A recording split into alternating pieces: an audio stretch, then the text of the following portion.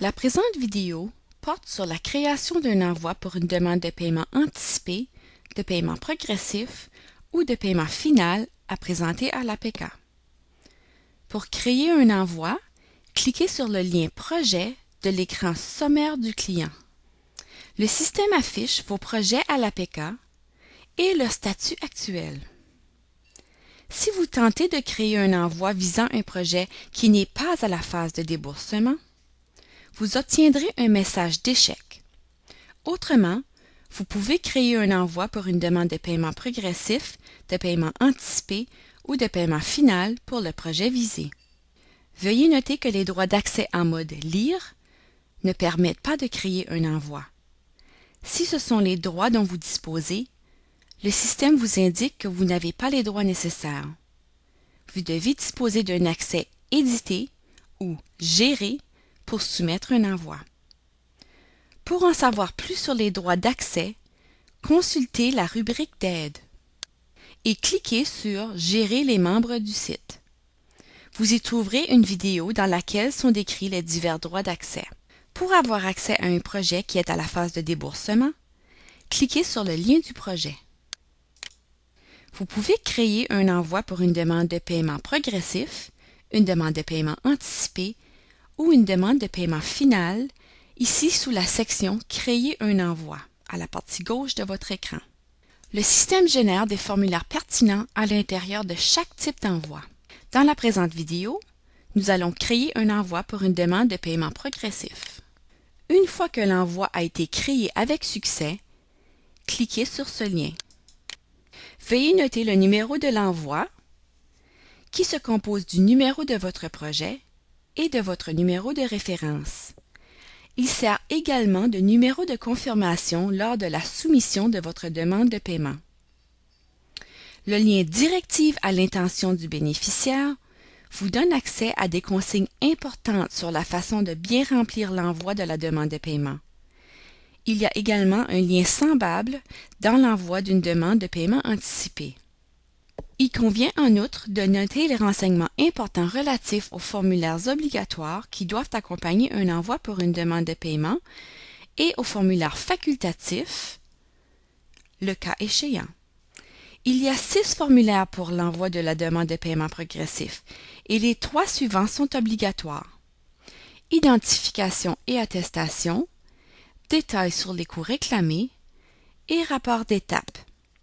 Selon votre situation, il peut être utile de remplir également les formulaires de demande de paiement anticipé, déclaration des montants en souffrance dus à la couronne et attestation de coûts non monétaires.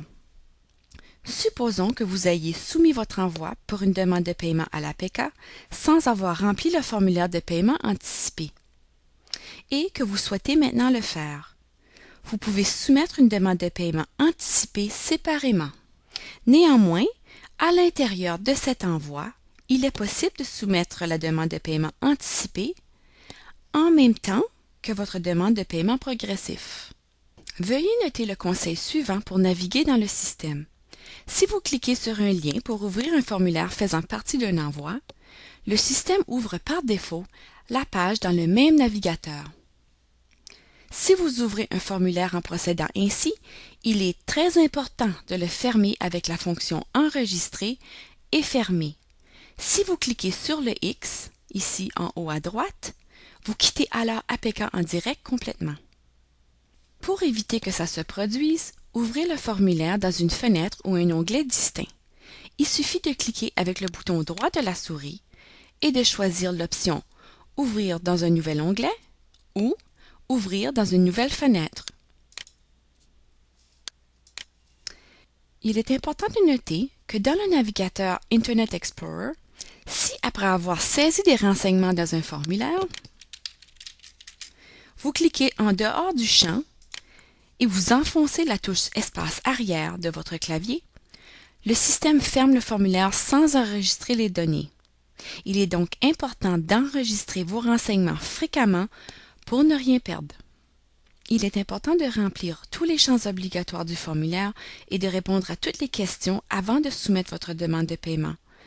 Si après avoir cliqué sur Enregistrer, vous recevez ce message, c'est qu'il y a une ou plusieurs erreurs ou omissions qui empêchent la validation du formulaire. Les renseignements à corriger sont alors indiqués à l'aide d'un astérix rouge ou d'une bordure pointillée en rouge. Vous devez apporter les corrections requises afin de compléter et enregistrer le formulaire. Pour soumettre un envoi, il faut que tous les formulaires obligatoires ainsi que les formulaires facultatifs nécessaires dans le cas de votre demande soient remplis et à l'état complété. Cela signifie que vous devez avoir coché la case complétée de chaque formulaire. Comme vous pouvez le constater ici, la case ne peut pas être vide et doit être cochée pour terminer le processus. Une fois que vous avez enregistré ou complété un formulaire, le système indique ici la date et l'heure, ainsi que le nom de la dernière personne à y avoir apporté des modifications. Si la case complétée a été cochée, le système indique oui dans la colonne des formulaires complétés. Si, après avoir établi un envoi, vous voulez le supprimer, vous n'avez qu'à cliquer sur le bouton « Supprimer l'envoi ». Évitez de la supprimer à partir de l'onglet « Ensemble de documents » géré ou à l'aide de l'icône « Supprimer », car ça ne fonctionnera pas correctement. Le processus est le même lors de l'établissement d'une demande de paiement anticipé ou de paiement final. Avant de soumettre l'envoi, selon les formulaires que vous fournissez, nous vous invitons à regarder d'autres vidéos propres à chacune des sections du processus de demande de paiement, surtout celles sur l'attestation et la présentation. Dans cette section, le système affiche la liste des ébauches d'envoi, c'est-à-dire des demandes incomplètes, et celle des envois soumis.